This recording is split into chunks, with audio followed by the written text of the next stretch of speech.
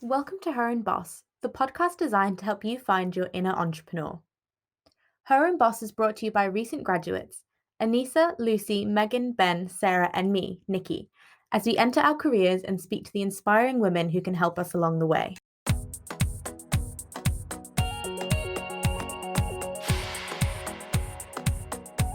Hi everyone, this is your host Nikki, and today we're talking all about what it's like to work in a male-dominated industry. Did you know that the games industry is worth $159 billion, but less than 20% of gaming execs are women? Jay, Shin and Poornima Seetharaman are here today to share their experiences of working as women and as entrepreneurs in the games industry. Jay is co-founder of Arrogant Pixel, an independent games company. She's a PhD candidate at the University of London Birkbeck and a lecturer at the University of West London. Poornima is a lead game designer at Zynga, working on games you might recognise such as Farmville, and has recently been inducted into the Women in Games Hall of Fame. She is also co-founder of multiple gaming companies, and along with Jay is an avid supporter of women in gaming. There are so many incredible tips throughout this episode about entrepreneurship, what it means to be a woman in a male-dominated industry, and the importance of diversity in gaming. I hope you enjoy it as much as I did. This episode is sponsored both by Rise, created by Barclays, and Barclays Eagle Labs. Rise and Eagle Labs are on a mission to support female founders shape the future of entrepreneurship by providing access to networks, mentorship, and training. Search Rise, created by Barclays or Barclays Eagle Labs to find out more. Hi both, how are you? Not too bad.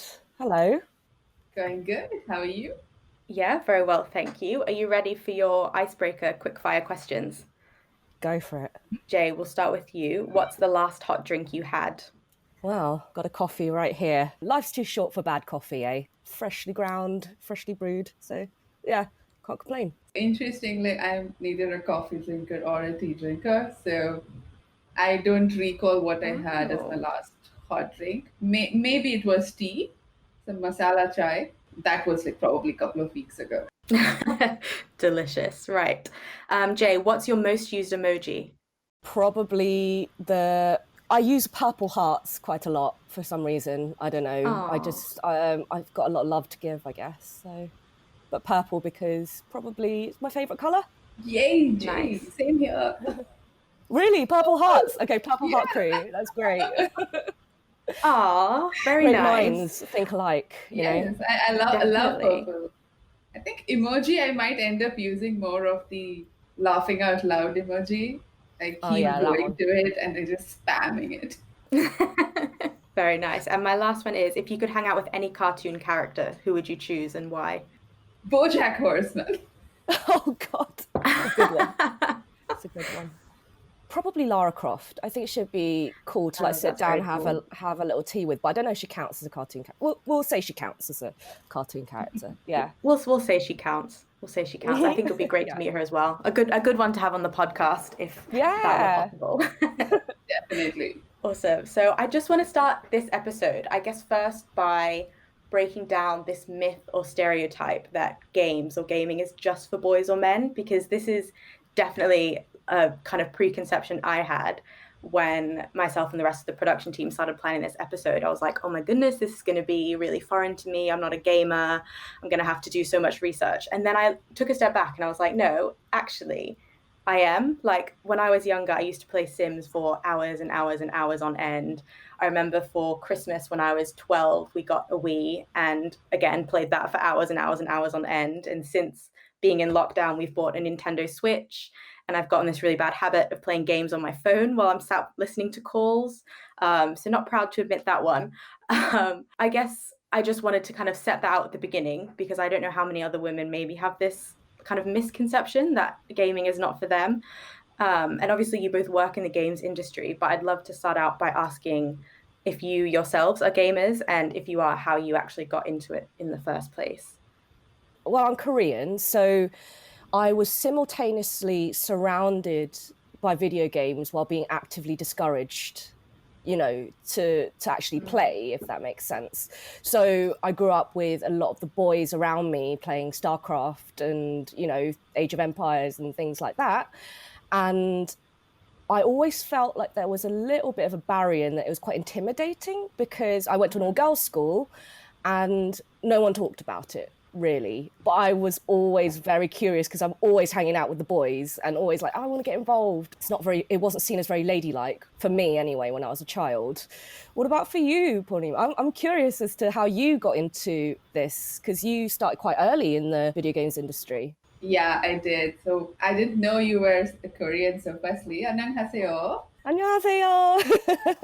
So it's interesting because I started my career in a South Korean game dev company, and I've actually spent like a year Wow. in South Korea later while I was Wow. working. So yeah, this is very nice to learn.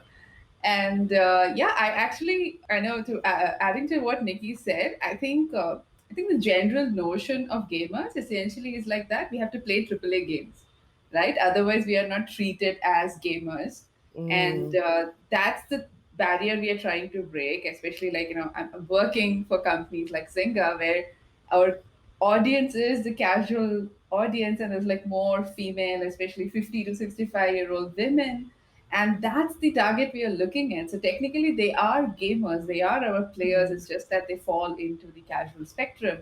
And for me actually, I think I did play a lot of this Duck Hunt and Mario and all of that, but when I got my first personal computer, my my guy friend actually, he introduced me to Age of Empires and Warcraft 3, and I think I just mm. completely fell in love with the games. And again, like what very much aligned with what Jay was saying, it was not something that was looked at like something girls do. It was still Hmm. considered a waste of time that you're spending time instead of looking into your academia or pursuing some other hobby. Yeah, but I think Age of Empires and Warcraft for me have been this zones where I got really hooked into gaming. That's so crazy. It's just like what you were saying in terms of girls not seeing themselves as gamers. Like Nikki, you are a Yeah. gamer. If you own a console, Yeah. you're a gamer, and if you play a game once a month, you're a gamer. Do you know what I mean? If you play a Yeah. game once in your lifetime, you've played games before. And to be honest, it's like this idea that we're ignoring 50% of the population is seems mad to me because it's like, well, why aren't you targeting this like massive, Hmm. target audience, because there is so much growth there.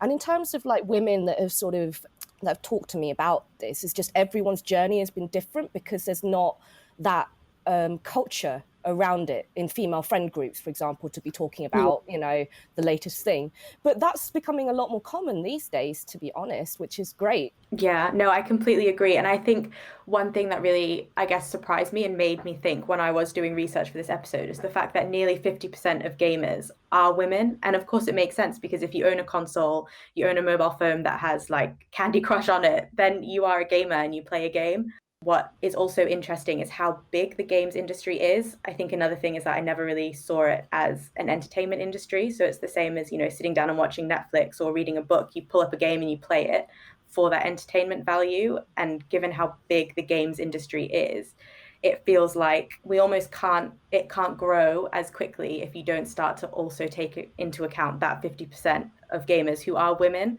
And I guess this is where it becomes not so much that, games aren't for women, but who are the people behind the games. So I'd be really interested to hear kind of both of your experiences working in the games industry. And if you've ever felt like a minority or an outsider, or if it does feel like there's some sort of, I guess, equality there in the games development industry. I mean, I can only speak from my experience Of course, in yeah. terms of an indie. If you are a female developer, you are looked at as a bit of a novelty sometimes. I come from the music industry where there are loads of female musicians, but in game development, there does seem to be fewer of us in general. But when I do bump into one, I'm like, hi, hello, just trying to introduce myself and trying to, just because there's a little bit of kinship, perhaps. But I'm looked at as like a bit of a novelty. I don't know what your experience is, Poornima, for you. Yeah, no, I think I totally agree. So, in some of the recent discussions I've had, it's both ways. So I've had some bad sexism come across in the industry, but then there has always been opportunities because I'm seen still as this rare specimen of women in gaming, and especially when I started out in India, which was even now it's still a nascent industry that's growing, did give me some opportunity to get ahead, and at least in terms of recognition or identification, I would say. On the other hand, of course, it's like many cases, you're not taken seriously, so your career growth and everything gets stagnated. When it comes to promotions, it's always given to the male candidate because they see them as the longer lasting person or more passionate and things like that. I've had a fair mix of both, and I'm definitely thankful to some of my colleagues, both irrespective of gender, who have not really cared. And I think that's what I love about being here and how I've grown, is because they've just treated me as a person who has come in and take what they could from me, teach me what I could get better at, focus on that. And of course, breaking the glass ceiling is always something that I still constantly, even after 15 years, you have to do that. It's not something, it's suddenly easy. Yeah, I think it has been a fair mix, and I've definitely heard some horror stories from a few colleagues. But I'm really thankful to the others who have, seen me in an equal playing field and equal footing. I'm grateful to them. Yeah, absolutely. so important to have allies. And I guess, Poornima, it would be interesting to hear from your experiences, because you were an entrepreneur and now you work for a very large games company. Are there any kind of differing experiences there between being a female entrepreneur in games and then working for a larger company? And then, Jay, obviously you are currently co-founder of an indie games company. It would be good to see how your experiences contrast to that. I think it has its pros and cons. Like, as a female entrepreneur, especially when we go for funding, I've seen this very problematic scenario where I think both companies I founded, we were like two female founders. So when we go for funding discussion and investor discussion, it's much harder. I mean, everyone says they're open for female founders, but they're still looking for one of the co-founder to be a man.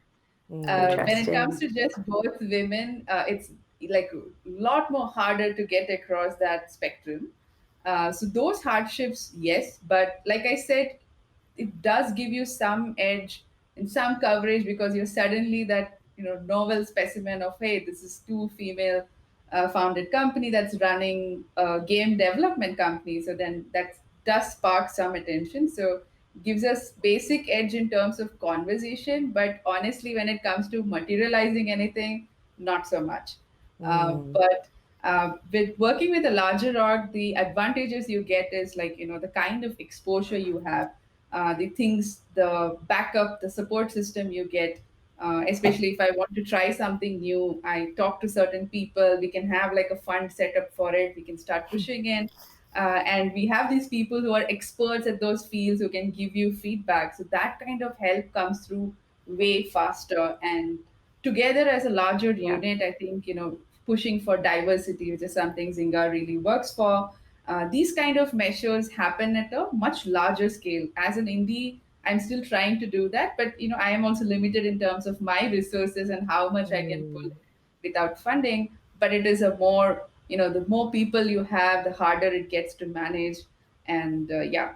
No, that's fascinating. I've only ever worked for independent companies, which is where a lot of my experience sort of comes from. So I've been starting businesses since I was like, in my teens, I would say. Like, I was in bands for a long time. But I realized that I just like producing things, like whether it's film, whether it's games, whether it's music. I just like creating creative stuff, and games sort of brought all of my interests sort of together, if that makes sense. So in terms of the storytelling, the technical side of things that I'm really interested in as well, just brings all of that stuff together. So in terms of the industry, I feel like I found a home.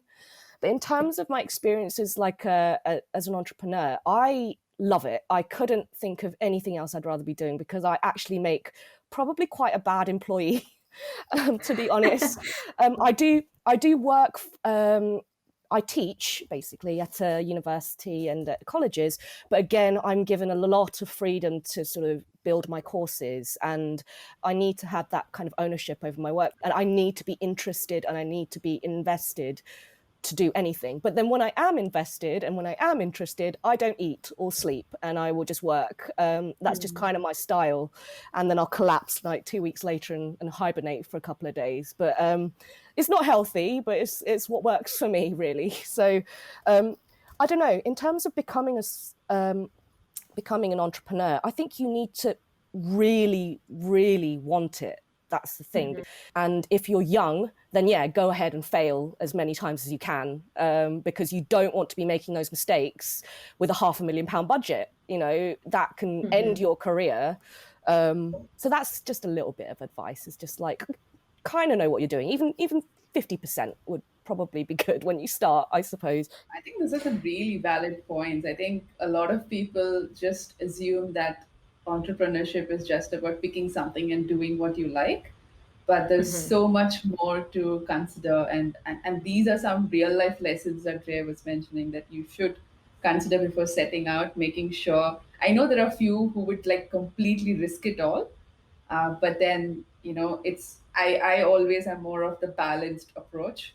And Jay, that's awesome that you mentioned the whole music and gaming things. I come from a family of musicians, and my dream project is actually a full amalgamation of Carnatic music, which is a classical music form, and merging that with games and taking the player through 9 emotions.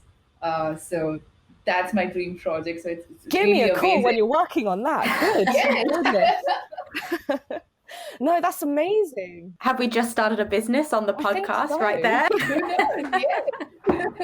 That's so exciting. I get so excited when I meet like people in the gaming industry are so passionate and they have so many hobbies. They're either artists themselves or they're musicians. Then it's not just one thing, is it, with gamers or game developers anyway? It's just like, if you're a coder, you also play some violin or like play some piano. I don't know, they're cool people that we work with. Our colleagues are awesome. Yeah, that's a really good point, actually, and something I wanted to ask about. So when we think about people who work in the games industry, what does that mean and what skill sets do you need? Because I imagine it's quite diverse. It's not just people sat there, as you say, coding and actually developing the games. There's so much around it. I mean, I'm part of the production team, but most of my job is going out and talking to people, to be honest, because doing the business development stuff. But then you got specialists that are just the experts, the people that are the architects, the engineers, the people that actually build the game. So there's a huge, huge mix of things. If you're good at talking to people, the games industry needs you. If you're good at coding and not talking to people, the game industry still needs you. Yeah, I totally agree. I think you just think of something you're good at, and game industry probably has a role for it. So there are many game artists who are not gamers, but they're really good at what they do. So they're more subject matter experts, but they need someone who can just guide them into the gaming world and what we envision, sort of a thing. Same with developers. Not all of them necessarily need to be hardcore into game, what games are or play games, but they're pretty good at what they do, so they can actually create stuff. They can create the technical framework for us, even they're just meeting the requirements, sort of a thing. But one nice thing we always see is that most people who come into the industry who are not necessarily gamers, they start getting hooked into some aspect of the game, even if it is a hyper casual or a casual game. They get hooked. Yeah. Like in terms of my colleagues, they aren't like the most socially confident people. They're amazing, and obviously if they get into a room and you pick a topic that they're really into, then they're away. But they're not the most comfortable in that situation. So people that can talk to others and feel comfortable, they're so valuable, so valuable in the industry. And also, just like, you forget things like games retail and things like that. It's just genuinely, I feel like I hire for attitude rather than like skill set, if that makes sense. Because in my experience, I'm going to have to teach somebody something anyway to be able to make this game. So as long as they can pick up software quickly, whatever software that is, and they're able to just manage their own research and learning, then they're fine, to be honest. Yeah, no, but I totally agree with what Jay said. I prefer hiring slow, because I think for me also attitude is really important, because that sets the precedence for the culture that I'm bringing in the team. and that's crucial.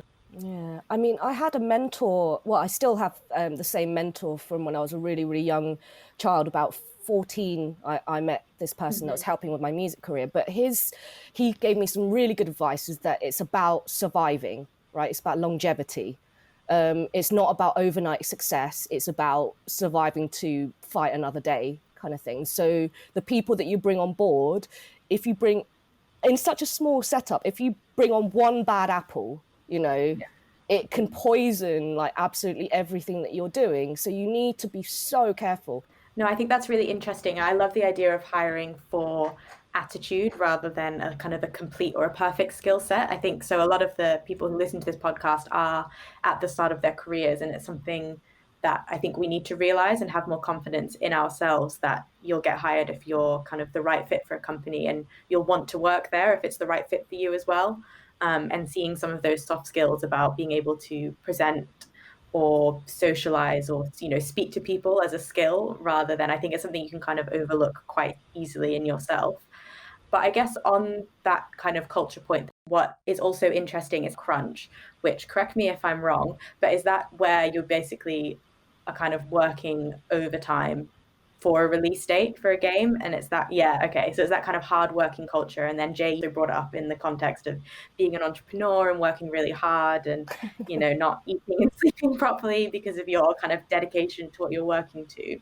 Do you think that this kind of culture in the games industry, and I don't think it's unique to the games industry either, but do you think that that maybe puts off as many women working for it? Do you think that might have something to do with the fact that I think it's only like 20% of workers in the games industry are women? Massively. If you've got kids, it's like you can't pull 12-hour work days. I don't know, Poornima, I don't know about you, but I think that crunch is inevitable. Personally, like not crunches in like 80-hour weeks, but just times where opportunities come up and you have to rush things out. If E3 calls and you're like, hey, we want to put your game in our showcase, we need a trailer, and we're like, oh, okay, do we say yes and kill ourselves over the next 2 months, or do we say no and then miss out on the opportunity? That is a real conundrum, right? So I think the problem happens is that crunch started with a good purpose, maybe like something chasing an opportunity, but then there are enough people who misuse that opportunity. So like if we are chasing after one element, a crunch was supposed to be like a one-time sort of a thing, right? Like you have a Shouldn't be deadline to permanent. chase. Yeah, exactly. And people are like, oh, it's just indie culture. You have to be at crunch all the time. I know few studios in India where there is an inevitable crunch. They're always working weekends. Even after 2 years of development, I'm like, are you guys still in crunch? I said, that's not good for anyone. Honestly, as humans, we have like 4 hours in a day where our brain is perfectly active. And after that, it is the mundane activities that we do. And so, what is the point of me keeping a person for 8 hours to 10 hours in the office when they're not even contributing to anything? I would rather have them go home, have it relaxed, and come back fresh. And then that 4 hours, they're doing really quality stuff for me, and a lot more gets done. So, yeah, I think it's a tricky phase to understand, and the right people get it right. And then the wrong people will always misuse it. Yeah, you're so right, though. It's just like this culture of like, it should never be mandatory, I think. And burnout is so real because when you're staring at the same thing every single day, perhaps project takes years, perhaps. So it's like you don't ever really want to get to a stage where your team are demotivated and angry. Yeah. And I think coming back to the whole women be themselves, they feel restricted in joining these companies is because somehow it's portrayed as if crunch, like what Jay said, is mandatory. Like that shouldn't be the case. And then a lot of rejections happen where they say like, oh, she's a woman, she can't stay back late in the night, she can work till midnight. I'm like, why is that a requirement for you to hire? That's just Yeah. a one-off scenario, and we should have at least basic things of work from home, facilitations like that, and maybe have someone else step in where needed. Not everyone has the privilege, and I completely am with Jay. When I'm invested in something, I forget everything about it, and then I take some complete time off for a week or two and hibernate, and then I come back to it. And like my manager will always be like, "You need to take time off. You need to take time off." But this You checklist need is to pending. sleep, It's like, Poornima. yeah, You need to and sleep. I'm like, he's like, we need to revisit your checklist because I don't know what marks as complete for you, because it's never complete. You just pick up something else after that. But for me, it's like, I finished that, then I'm relaxed mentally, and then like I go on my break. I don't have to think about anything else. Otherwise, I have that small haunting thing that continues to happen. But that could very well be how maybe Jay and I work, right? Like, that's not Yeah. necessarily how everyone else does. We all have different work styles, and when you're looking at a larger team, you should be open to how these kind of different people work and how you can make sure you're catering all of their needs. So yeah. Yeah. I was just going to say, we've kind of spoken about, I guess, two aspects here. About one is that the awareness of women kind of identifying as gamers, but then also maybe that this culture in gaming is not quite there yet. How, what do you think needs to change? Is it more the awareness, or is it more the culture to kind of encourage more women into working in the games industry? So the thing that I really love about the university that I'm studying at, I'm doing a PhD at Birkbeck, which is University of London. They only do evening courses, basically. So all of their lectures start at 6 till 9. And they also have like an on-site creche as well, so that mothers can bring their children to university, drop them off at the nursery, and then continue with their studies. There needs to be more facilities like that in all workplaces, not just in gaming. It's just so you're giving an opportunity. So, for example, it assumes that women aren't single mothers either, as well, that they have a partner that can support them. Whereas, not everybody has the same life, especially me growing up in London. There's plenty of single parents that are here. And the point is that we just ignore the fact that people have families and lives. Surely that will attract more women to your workplace if you offered those kinds of facilities. That's just my opinion. I feel very strongly about that, but No, I completely agree, and I think for us at Zynga, we do have that. That's amazing. Yeah, so we have a tie-up with a daycare unit, and it's like free for the women. Men, we get some sort of a discount to put their kids, and we also have a tie-up with a mental health organization. So I feel like these are the right steps we expect from companies like Zynga. But then we do have some managers who reject women because they're like, oh, what if she gets pregnant and takes off for 6 months? But those are some of the weeds we have to pull out. But now the thing is that we need to also put this out to other women there, saying that, hey, we do have these facilities. Usually these facilities are known after we join the company, but like putting it out there is You should important. shout about it. Yeah, It's amazing. like these are the facilities we offer. It's so good, and then it becomes a much more peaceful atmosphere. You can focus on work. So yeah, I mean, I think all the companies who do this should like what Jay said, should shout out and say like, we do this, so please join us, like come into gaming, we provide all this for you. In terms of like women in gaming, though, I like I said, I teach at university. I think there's only one girl at university, and then there's 2 girls out of 30, on a games design course. So, I think it's all the way down the chain, this sort of misconception, or I don't know how much it is encouraged as like a career, by parents. But I don't know, in England, we do a lot of coding in schools. So perhaps, we're looking at like perhaps we're looking at a more diverse group of students coming into like sort of further education and higher education. But at this moment, it's still predominantly male, I would say. So in terms of change actually happening in larger companies, it just means that more women have to get into senior management, in my opinion, because that's the only way things are going to change when you're fighting, in the boardroom, basically. Because it doesn't matter whether you're lucky, because you can't change anything, unfortunately. So Yeah. To agree more. Yeah. That's perfect. I think power needs to be there. I know a lot of people would be like, oh, it's okay if you don't have a designation, you're making change. I'm like, no, I need the designation because with designation comes power to change things and make it better for someone else. Without that, I'm still relying on someone else who kind of empathizes with my problems but doesn't really know what my problem is. And a very similar thing even here. I am a visiting faculty at a university, and in a game design course, we have like about 15 people, and usually the percentage is like, there's 2 out of 15 who are women. Like there was only once, I think we had 4 women, and we were like, yay, we have a lot of women coming in for this course. And like that's the margin. I've never seen the roles reversed at any point, which is sad.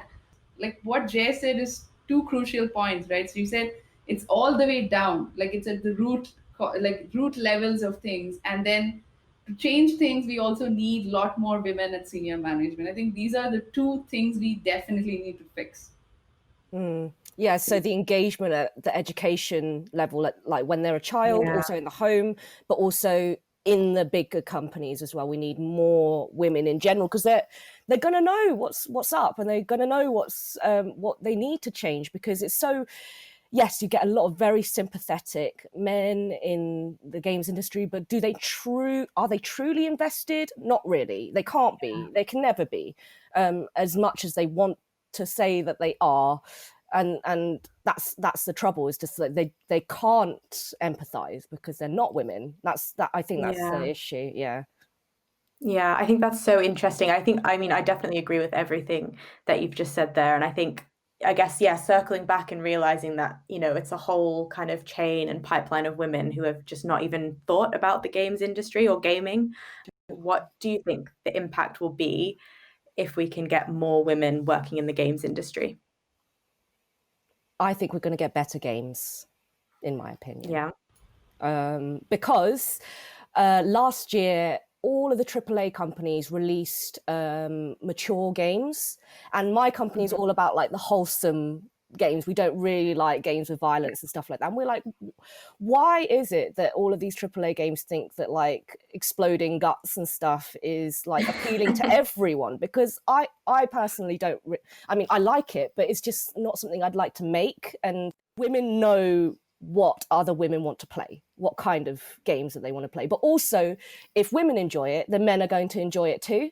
It's like more universal. So I just think we're going to get better games in general. Yeah, I think that's exactly what I have in mind too. I think with different things, right? Like it's not just about women. When we talk about ageism also in the industry, there's a great mix of what comes with experience and then the new whole thinking outside the box, younger generation, and mix them well. You have this amazing thing that can shape up, and the same thing happens with mixing these different genders together, and they have their own perspective, the things that have made them who they are, the experience in their life, and they bring that to, like, games are perfect mediums to bring that to life.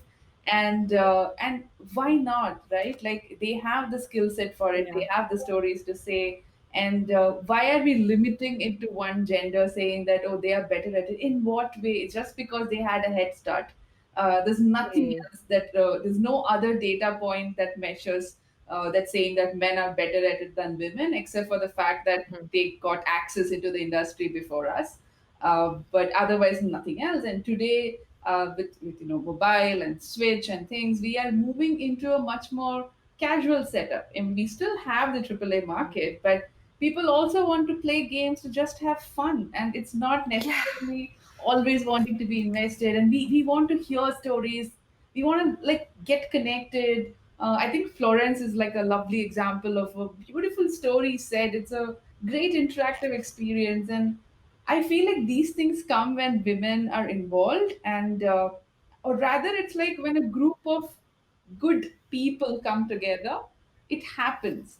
And yeah, I think that's why we need everyone here. We need a full balanced, like in game design, we always keep talking about balance, and I think that needs to come in the game development also. I love that. We need everyone. That is so true. Absolutely. They're so complicated to make that it's just like, if you can help, it's like, please help, it's just like, I don't care who you are. If you can do it, then please, I don't think that lots of video games companies can hire people fast enough, to be honest, to be able to help them. So it's just like, please come and work. That's more the attitude that we've got at the moment, I think.